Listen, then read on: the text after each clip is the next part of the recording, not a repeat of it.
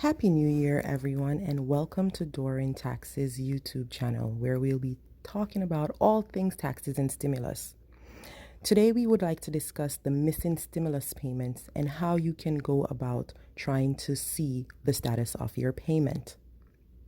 Best time to check is at nights.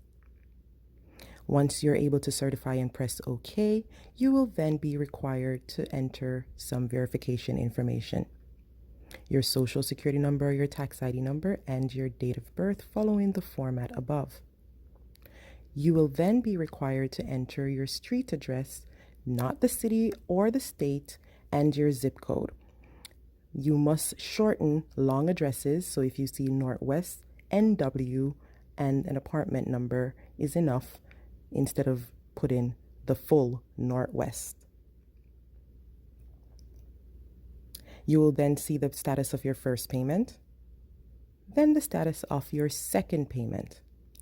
If the status of the second payment is not available, you either are not eligible for a payment because you make too much money or you owe child support or the payment has just not been Many issued. Taxpayers who asked for their tax preparation fee to be withheld from their refund will experience delays as many of those third-party banks are sending back all their stimulus payments to the IRS to be issued as a check.